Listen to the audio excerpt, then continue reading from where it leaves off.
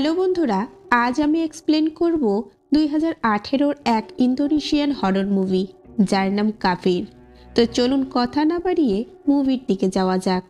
মুভির শুরুতে আমরা একটা ফ্যামিলিকে দেখতে পাই, যেখানে শ্রী ও হারমানকে দেখি, যারা কিনা হাজব্যান্ড ওয়াইফ ছিল এবং তাদের দুটো ছেলে মেয়ে ছিল, দিন ও অ্যান্ডি। শ্রী সেই রাতে একটা ছায়া দেখতে পায়, কিন্তু হারমান তাকে বলে যে এটা শুধু তার একটা ভ্রম। সবাই সেই রাতে একসাথে বসে খাবার খাচ্ছিল।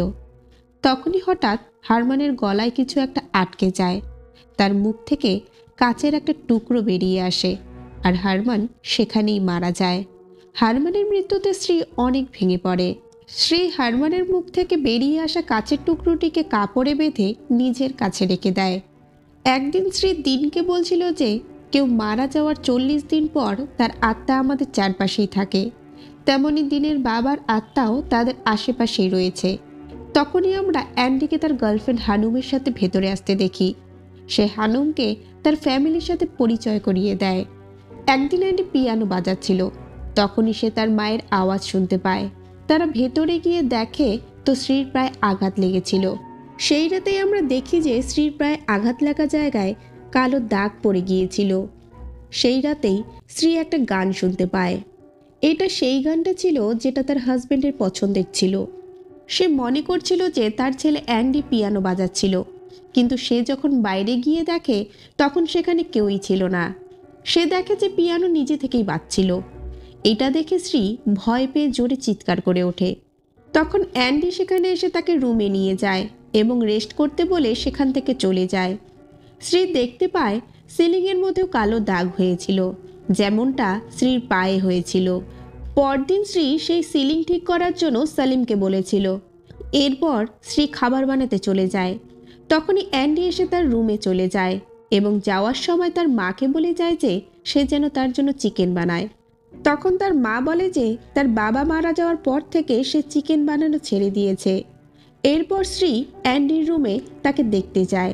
তখন সেখানে কেউই ছিল না। শ্রী বাইরে যেতেই দেখতে পায় যে টেবিলে রাখা খাবারগুলো নিজে থেকেই পড়ে যায়। তখনই অ্যান্ডি বাড়িতে ঢোকে। শ্রী তাকে জিজ্ঞেস করলে সে জানায় সে তো এখনই বাড়িতে ঢুকেছে। আমরা দেখি যে হানুমও তাদের ফ্যামিলির সদস্য হয়ে গিয়েছিল। এদিকে শ্রীর অবস্থা দিন দিন খারাপ হয়ে যাচ্ছিল। তার সাথে অদ্ভুত সব ঘটনাগুলো ঘটছিল। দিন তার মায়ের পায়ের বাম লাগাচ্ছিল। তখনই সে লক্ষ্য করে যে তার মায়ের পায়ে একটা কালো দাগ হয়েছে।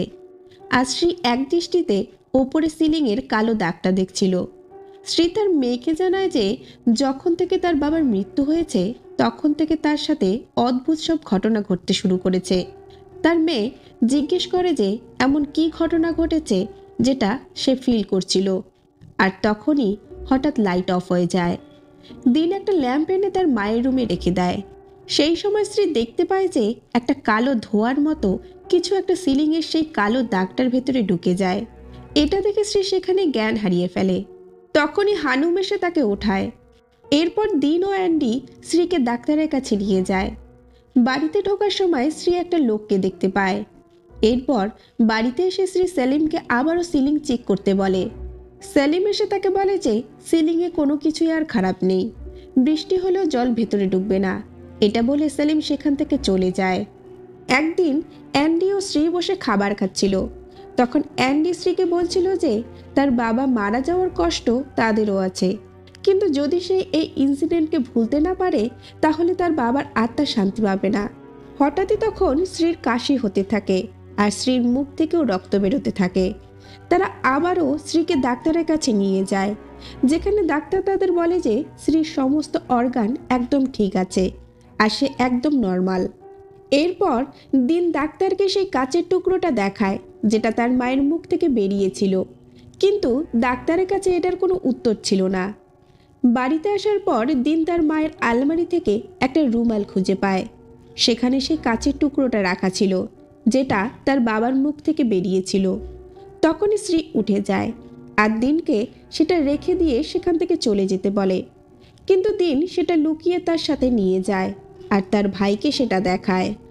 সে বলে যে তার মা নিশ্চয়ই জানে যে কিছু তো একটা গণ্ডগোল আছেই, কিন্তু অ্যান্ডি এইসব কিছু বিশ্বাস করে না। পরদিন অ্যান্ডি ও দিন স্কুলে যাওয়ার জন্য বেরিয়ে পড়ে। সেই সময় শ্রী সেই ওঝার সাথে দেখা করতে আসে, যার নাম ছিল জার্বো। শ্রী জার্বোর কাছে এজন্য এসেছিল যাতে সে জানতে পারে যে তার বাড়িতে যে সমস্ত ঘটনাগুলো ঘটছিল তার পিছনে কি রহস্য রয়েছে। জার্বো শ্রীর হাতে একটা ডিম দেয় আর কিছু মন্ত্র পড়ে।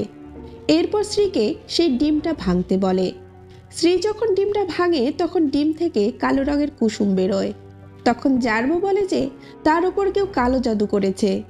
যত তাড়াতাড়ি সম্ভব সেই কালো ছায়া শ্রীর বাড়ি থেকে বের করতে হবে। এখন জার্বো শ্রীর বাড়িতে যায়, যেখানে সে টেবিলে হাত রাখতেই জানতে পেরে যায় যে হারমানের মৃত্যু কিভাবে হয়েছিল। আর জার্বোর নজর একটা রুমে যায়।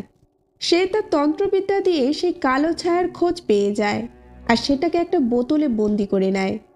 এদিকে আমরা দেখি যে শ্রী মেঝেতে কাঁপতে থাকে আর কিছু সময় পর নর্মাল হয়ে যায়। তখনই কলিং বেল বেজে ওঠে আর দরজায় ছিল হানুম।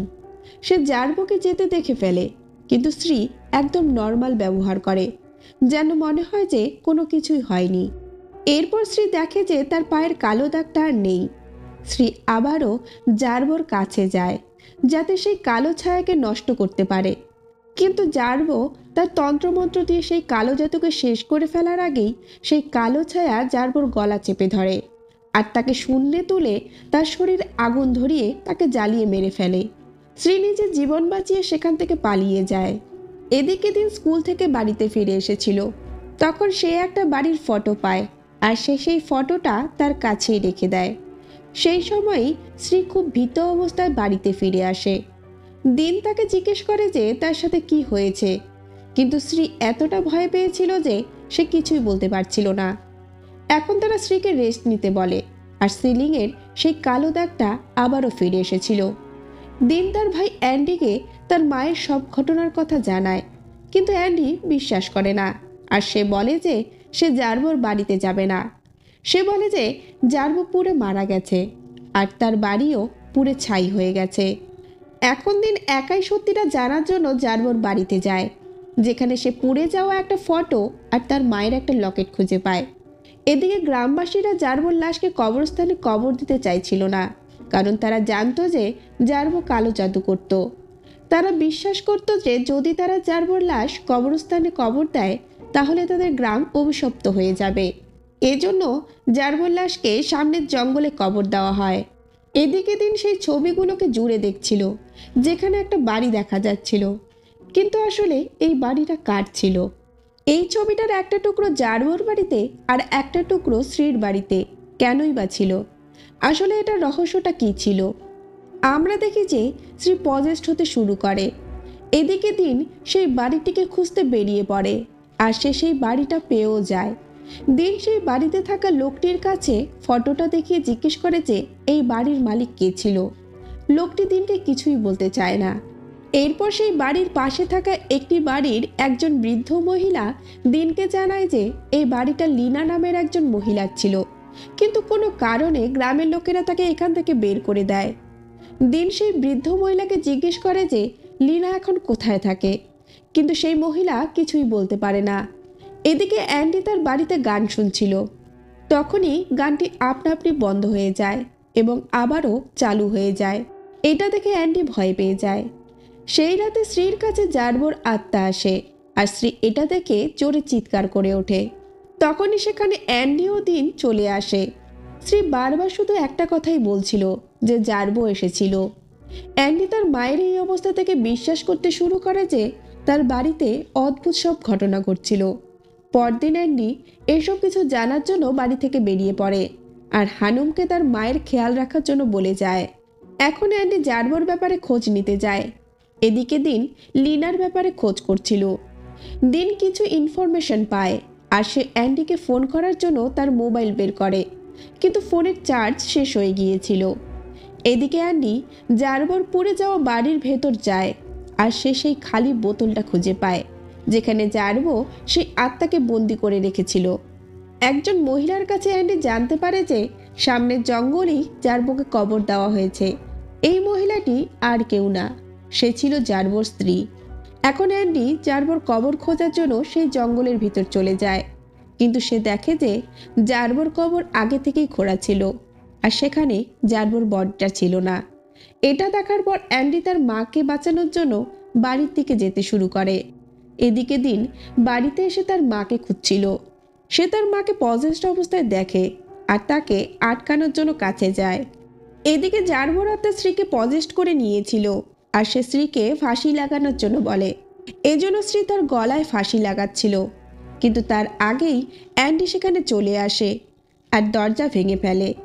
অ্যান্ডি ভেতরে গিয়ে দেখতে পায় তার মা সেখানে ছিল না, আর দিনকে সে অজ্ঞান অবস্থায় পায়।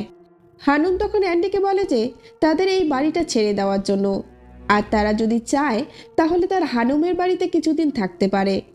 এখন অ্যান্ডি তার বোনকে নিয়ে হানুমের বাড়িতে চলে যায়, যেখানে হানুমের মা রত্না তাদের ওয়েলকাম জানায়। অ্যান্ডি সেখানে রাখা পেপারগুলো দেখছিল, তখন সে একটা অ্যালবাম দেখতে পায়। সেখানে একটা ফটো হুবহু দিনের পাওয়া ফটোর সাথে মিলে গিয়েছিল। অ্যান্ডি এখানে জানতে পেরে যায় যে হানুমের মাই আসলে লিনা ছিল। দিন এই কথাটা আগেই জেনে গিয়েছিল, এজন্য সে অ্যান্ডিকে ফোন করেছিল, কিন্তু ফোনের চার্জ না থাকার কারণে সে অ্যান্ডিকে কিছুই জানাতে পারেনি। অ্যান্ডি হানুমের বাড়িতে ঠিক একই রকমের একটা বোতল পায়, যেমনটা সে জার্বোর বাড়িতে পেয়েছিল। এইসব কিছু জানার পর অ্যান্ডি হানুমকে বলে যে তাদের দিনকে এখান থেকে বের করতে হবে। অ্যান্ডি হানুমকে চাবি আনার জন্য বলে, কারণ দরজাটা লক করা ছিল। তখনই লিনা চলে আসে আর হানুমের হাত থেকে চাবিটা নিয়ে নেয়। তখনই অ্যান্ডি লিনার কাছে তার মায়ের কথা জিজ্ঞেস করে। ঠিক তখনই হানুম পেছন থেকে আঘাত করে তাকে অজ্ঞান করে ফেলে। এখন লিনা ও হানুম তাদের দুজনকে হাত পা বেঁধে বেসমেন্টে নিয়ে যায়। অ্যান্ডি দেখে যে লিনা তার মাকে বন্দি করে রেখেছিল। লিনা দিনের ওপর কালো জাদু করে তার উপর টর্চার করা শুরু করে দেয়। আর শ্রী লিনাকে থামার জন্য বলে, কিন্তু লিনা তাকে বলে যে সে যেই কষ্টগুলো এতদিন সহ্য করেছে সেই কষ্টগুলো সে শ্রীর ফ্যামিলিকেও দেবে। লিনা দিনের ওপর কালো জাদু করে তাকে শূন্যে ঝুলিয়ে দেয়, ফলে দিনের শ্বাস বন্ধ হতে শুরু করে।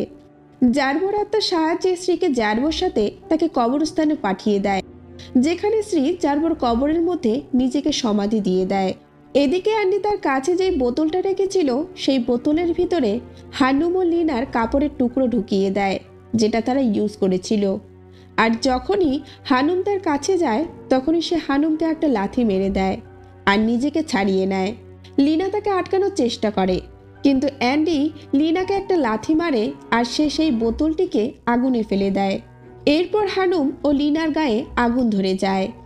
এরপর অ্যান্ডি দিনকে নিয়ে সেই বাড়ি থেকে বেরিয়ে যায়। অ্যান্ডি জার্বোর কবরের কাছে যায় আর তার মাকে সেই কবর থেকে বের করে নেয়। তারা সকলে বেঁচে গিয়েছিল। শেষ দিনে আমরা দেখি যে একটা লোক হানুম ও লিনার জ্বলে যাওয়া বডি নিয়ে যাচ্ছিল। তখনই একটা লাশ জীবিত হয়ে যায় আর মুভিটা এখানেই শেষ হয়ে যায়। এখন আপনারা হয়তো ভাবছেন যে লিনা শ্রীর ফ্যামিলির সাথে কেন এমনটা করেছিল। আসলে লিনা ও শ্রী ছিল বেস্ট ফ্রেন্ড। লিনা হারমানের দ্বারা প্রেগনেন্ট হয়ে গিয়েছিল, কিন্তু শ্রী হারমানকে ভালোবেসে ফেলেছিল আর সে জার্বোর কাছে গিয়ে কালো জাদু করে হারমানকে নিজের করে নিয়েছিল আর হারমানকে লিনার কাছ থেকে কেড়ে নিয়েছিল। এই জন্য হারমান লিনাকে ছেড়ে শ্রীকে বিয়ে করে নেয়। লিনা যেহেতু কুমারী অবস্থায় প্রেগনেন্ট হয়ে গিয়েছিল, এজন্য গ্রামের লোকেরা লিনাকে গ্রাম থেকে বের করে দিয়েছিল। এজন্য লিনা শ্রীর ফ্যামিলির উপর বদলা নিতে চেয়েছিল। তো বন্ধুরা, এই ছিল কাফির মুভির এক্সপ্লেনেশন। আপনাদের এই মুভিটা কেমন লাগলো অবশ্যই কিন্তু কমেন্ট করে জানাবেন। আর আমার চ্যানেলে নতুন বন্ধু হয়ে থাকলে চ্যানেলটিকে অবশ্যই সাবস্ক্রাইব করে রাখবেন। দেখা হচ্ছে নেক্সট মুভি নিয়ে। সবাই ভালো থাকবেন।